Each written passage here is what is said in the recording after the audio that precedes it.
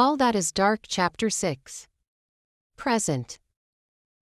I spend the rest of the day in my new room. It's smaller than the one I had back home. Not that I am complaining, things could be worse. I am just glad I don't have to share the room with someone because I am currently in dire need of my own space. The room is painted gray. There are 2 beds which are directly across from each other. There's also a bookshelf with a variety of books. At the far end is a closet.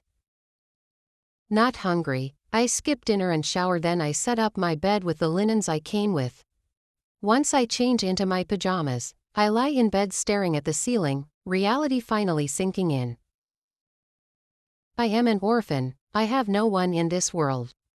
My parents made me feel so alone when they were alive because they didn't have time for me, but I never felt as deep as I feel now. I feel truly alone and empty now. It's a loneliness that no one can fill. The bedroom door swings open, startling me from my thoughts.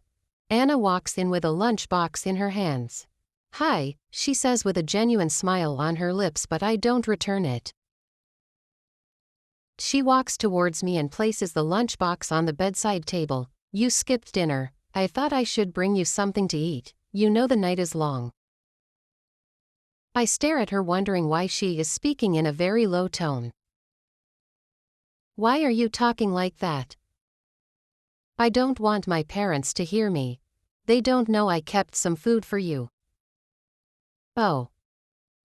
Look, I am sorry about how you were welcomed into this house. My family can be a little too dramatic. I am sorry for your loss. It's sad how you lost your parents at the same time." "Thank you, Anna. If you don't mind, can we be friends? My parents and sister don't have to know." I open my mouth and pause when Auntie Marie pokes her head into the bedroom.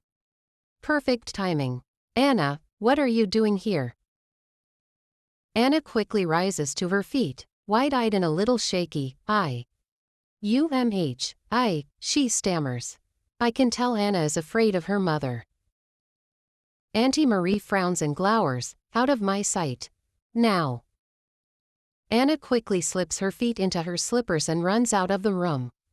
When the door slams shut, Auntie Marie shoots me daggers with her eyes. "You skipped dinner. I will let it slide because you are obviously just settling in, but this should not repeat itself." I nod my head. "What's with you and nodding your head? Didn't my husband tell you to use words?" "I am sorry, ma'am."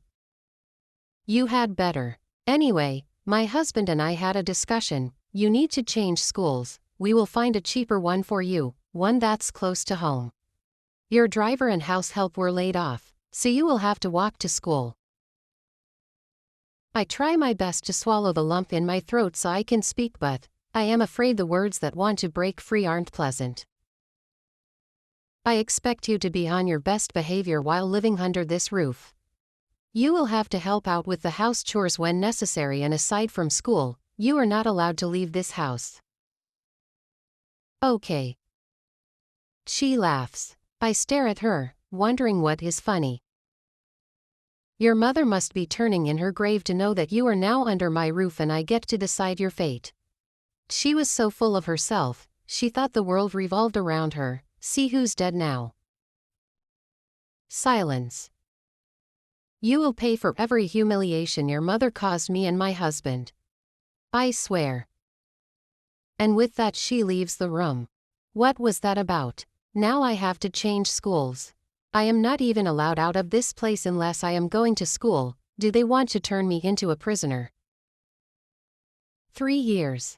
I have 3 years to be under this roof. I heard during the meeting that these people can only take care of me and make decisions for me until I am 18.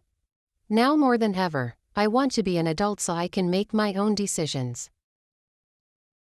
I lie in bed, turning from one side to another, my mind tossing on a sea of feelings and fears.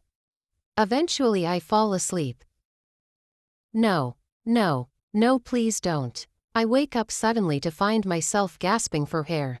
Breathless. I am drenched in a pool of sweat, my heart racing and my head pounding. I take a deep breath, looking around the somber gray walls of my room. I felt everything in that nightmare. Every voice, scream, scent, feeling, like it was actually happening in real time. Why did my parents have to do this to me? I haven't talked about what happened with anyone. For days questions have been asked, but I've chosen to keep quiet. I've tried by all means to bury everything at the back of my head. I thought I was succeeding, and now the nightmares. How much more can a girl deal with? Memories are scary, how they can break you with simply thoughts. Asterisk. Elab. Forever your August girl. Black Heart.